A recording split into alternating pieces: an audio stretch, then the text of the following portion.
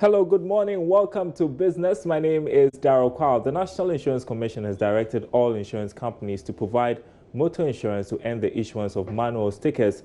A letter written to the players and cited by Joy Business stated that the insurance and brokerage firms are to sign on to the NIC's motor insurance database or risk-facing sanctions.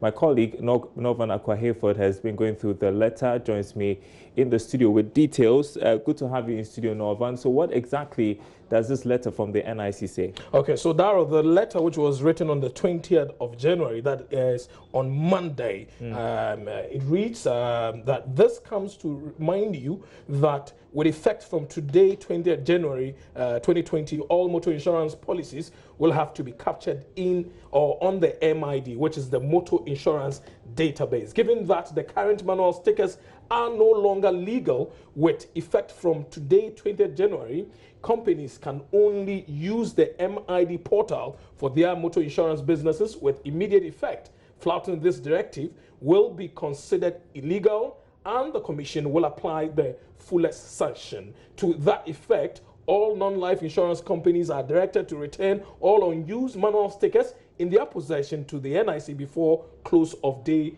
Friday, 24th of January 2020 for a refund. And they went on to say that they would issue a press statement to the public with regards to this new arrangement. What it means is that, Darryl, the MID, which is the Motor Insurance Database, we're told that it's a portal that has been put together by the NIC, which is the National Insurance Commission. And so now brokerage firms and non-insurance firms that issue motor vehicle insurance will have to use that in issuing insurance to vehicle owners. All right. And so what does the NIC hope to achieve by introducing this database? Okay, so we were told that there was a lot of fake insurance stickers in the system, and in their quest to deal with this, there's the reason why they have put together this database, and so that is what they're going to use. We clearly don't understand what is made up of this database, whether they've been able to capture all vehicles and their owners, which means that then their database should be able to talk to the DVLA,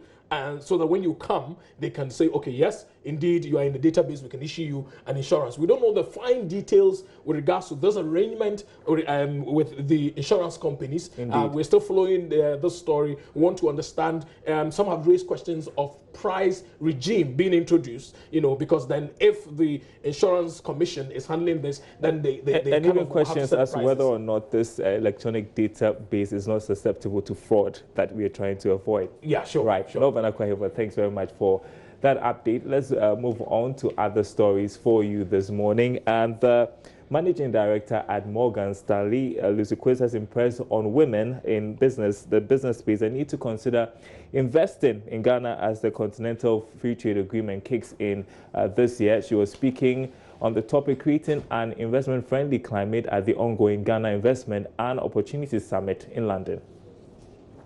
But if you look at, not just in the region, but actually globally, we have the highest proportion of women-run businesses. So there is something about Ghana that makes it an attractive location, and it makes it good for women to start businesses there.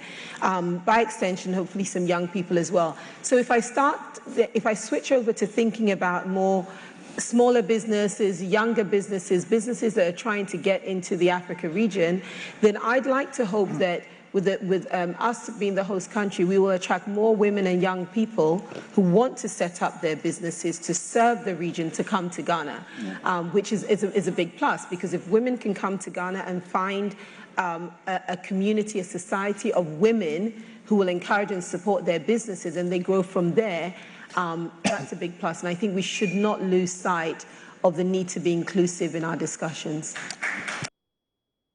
And that's it for business. My name is Darryl Kwao. More news after this break.